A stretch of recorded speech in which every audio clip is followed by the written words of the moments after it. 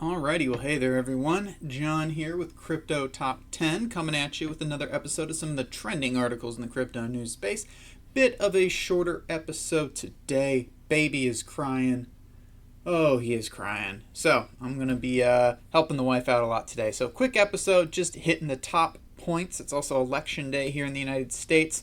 So going to be keeping a close eye on that to see how it affects crypto prices, so we can talk about that tomorrow or Thursday, depending on when the results are in. But hey, let's hop on in. Thanks to all those who have subscribed. Got a twofer here with Binance. They've got a couple things going on. Hop over to PayPal. Tron got hacked apparently. And Coinbase, Gemini, Paxful are working together on something pretty neat. So let's hop on through. So, Binance today, I believe this would be 11/3, this article dropped, announced the launch of BNB Vault, which is an investment product that claims to offer 5 to 10% annual interest via the exchange's native token BNB. Hey, that's pretty good. Obviously, they're playing on the DeFi space a little bit, but they're going to be able to offer a lot of different services because they're a bit more centralized. So the BNB Vault is a yield aggregator that will allow users to put their BNB to work by leveraging Binance's range of financial offerings to earn interest. So it will integrate various Binance products to maximize the income potential of BNB from both centralized and DeFi in just a click, allowing BNB holders to enjoy all the benefits of the Binance ecosystem per their press release. Pretty darn nice. Interest is calculated and distributed daily to user spot accounts with current annual percentage yields, or APY, estimated between 5 to 10%. Hopefully it's closer to 10 for anyone who wants to participate, but hey, just the fact that they're doing this is pretty darn good. The yield is going to be derived from various different Binance earned products. So new tokens through Launchpool, Binance's staking scheme, their flexible savings, which is a product that allows users to gain interest on their deposits, and BNB's decentralized finance staking protocol. Good old CZ, Binance's CEO, stated, "Keep it simple. Let us handle all the technical details and potential risks of rug pulls." Honestly, I think this is pretty darn good. Binance, again, making a lot of really, really good moves. The market's pretty in the red today. Binance coin is actually down about 6 or 7%. I rather like it. I wish I had some spare cash right now, but baby. If I had that cash, I'd probably be buying a little bit of BNB at what I think is a discount and trying out this staking feature. I think it's a pretty cool thing that they're doing. Honestly, so throughout the process, Stake BNB will actually still remain eligible for their benefits like airdrops and the Launchpad lottery. So it's not just tucked away in this vault and you can't use it or touch it. You're still eligible for all these things. So they're trying to make it really beneficial for anyone who wants to use it. They're trying to take away as many negatives as they can, so that way it's more and more incentivized for users to participate. I don't know what their scheme behind that is. I guess maybe the more people who are putting their BNB in the vaults, the less that's on the exchange, which will then drive the price of the coin up. Makes sense to me in my own logic. So, yeah, I think it's going to be a pretty good move for them. Yeah, Binance coin's down 8.37% on the month, I think. So, yeah, I'd buy this, but I'm not a financial advisor. I'm just speculating for fun.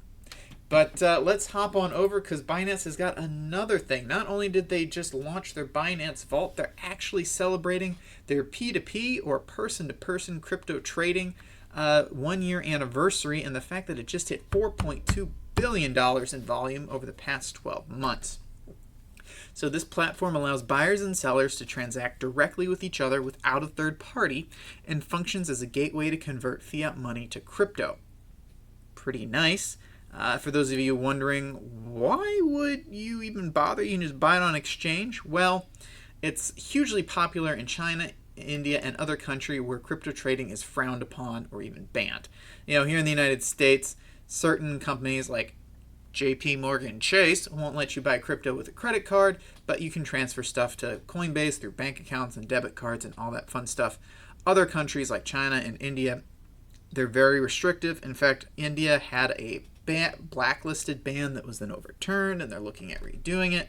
China just likes control. So good old CZ told Decrypt that Binance's P2P trading is seeing double-digit growth, and sometimes even week over week.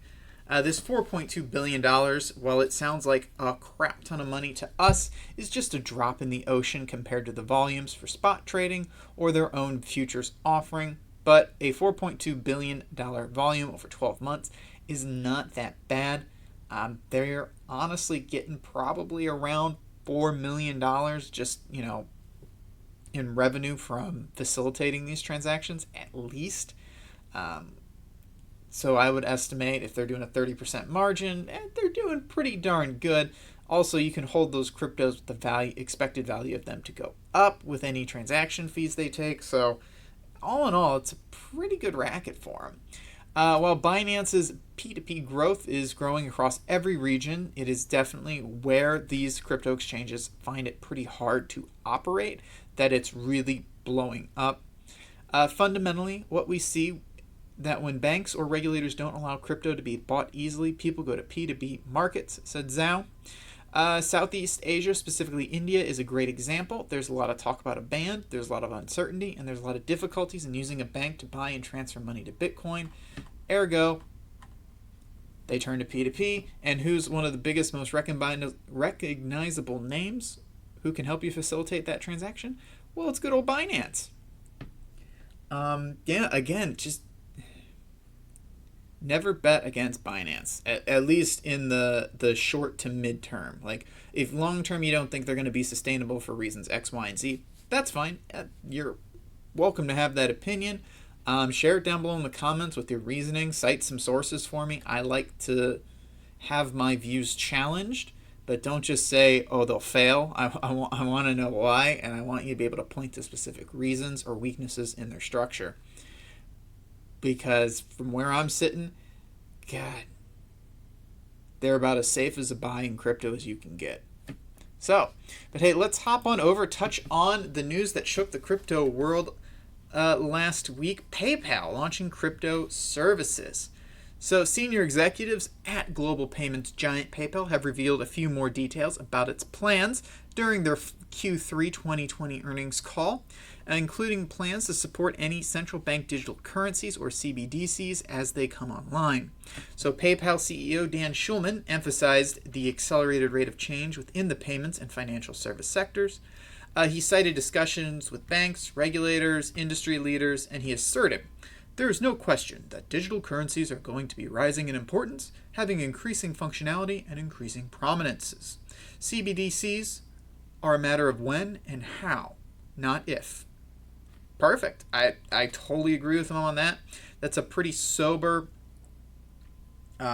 assessment of the current situation, and it makes sense. That's why PayPal's getting into the game. They don't want to be left behind. They want to remain the payment processing giant that they are. PayPal's chief executive said that through its scale and prominence, the company will help shape the utility of CBDCs, including facilitating interoperability with existing payment rails and fostering acceptance among merchants. Pretty good. And while just 10% of PayPal's US-based customers currently have access to their crypto services, they noted that the rest of the country is expected to come online before December. So as more and more people are able to buy crypto, the more and more people will start seeing it in their PayPal accounts as an option. Hopefully that uptick in interest and speculation will fuel the golden bull run to end all bull runs, at least for Bitcoin. The top 5, I believe they said they'll be supporting, Bitcoin, Ethereum, Ripple, Litecoin, I think, and Bitcoin Cash. Those are generally the 4 that people tend to support right off the bat, just because of how established they are in the minds of us. But still pretty darn good.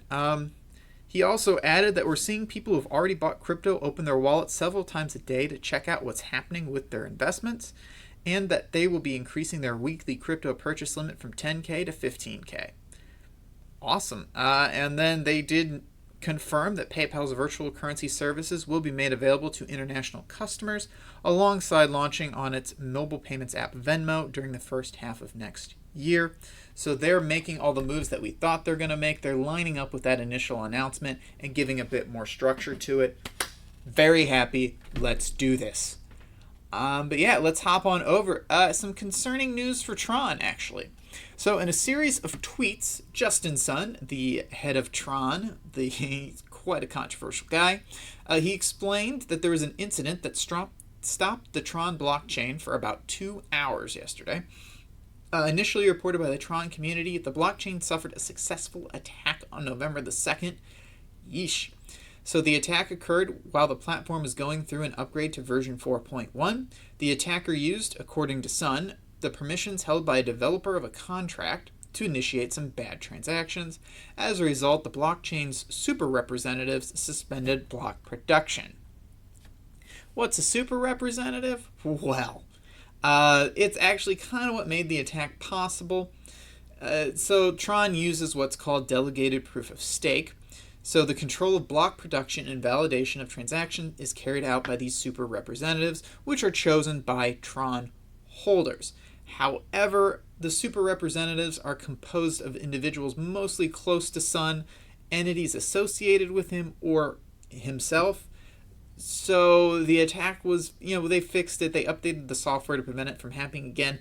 But the criticism that's kind of lain dormant for a little while kind of resurfaced on, is Tron really decentralized?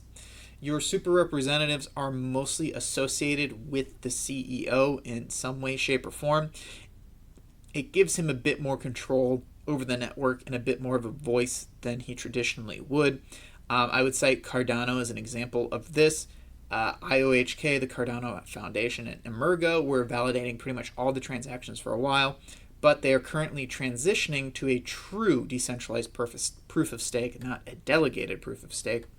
And at this point, I think they just hit the tipping point where 50% of the network is validating transactions, with the other 50% being done by those three entities, with the percentage that the three entities are doing going down. Tron, this is just how they're structured. They have the super representatives, you vote for them, and they do their thing. So it's not the best system in my mind. It could do with some discussion, maybe talk about updating it, or at the very least spreading the super representatives out to individuals who are not directly associated with Sun in any way, shape, or form. Just my opinion. But hey, and then kind of to wrap things up, nice little feel-good moment for you. So Coinbase, Paxful, Gemini, and Bitfinex have all joined the Anti-Human Trafficking Cryptocurrency Consortium, or ATCC. It was actually launched this year by the Anti-Human Trafficking Intelligence Initiatives. Oh yeah, ATII. God, alphabet soup over here. But the consortium is doing good things. It's a nonprofit that's focused on intelligence sharing, best practices, and the development of tools to fight human trafficking, which is something that needs to be stamped out. Aaron Collar, chair and founder of this ATII, told Cointelegraph that thought, leadership, and information sharing within the cryptocurrency space are vital to building awareness for this anti-human trafficking corporate social responsibility initiative. So getting into the specifics here, the 4 exchanges that are members will be monitoring crypto transactions to detect characteristics that are associated with human trafficking. The information will be shared amongst all ATCC members, as well as intelligence firms, advisory members, and law enforcement officials to combat illicit activities. I know a lot of people don't like having anything they do monitored, but this is kind of like passive monitoring. They're not digging through your information. They're just going to be looking for patterns. And in the case of Paxful, specifically, Lana Schwartzman did tell Cointelegraph that she's personally working on a keyword initiative for Paxful that includes specific terms associated with human trafficking and child exploitation. And she's the chief compliance officer there. So not only are they working on patterns of transactions that could be indicative of this, they're also working on keyword searches depending on conversations that are happening on their sites and basically what people are writing on the receipts they're sending each other.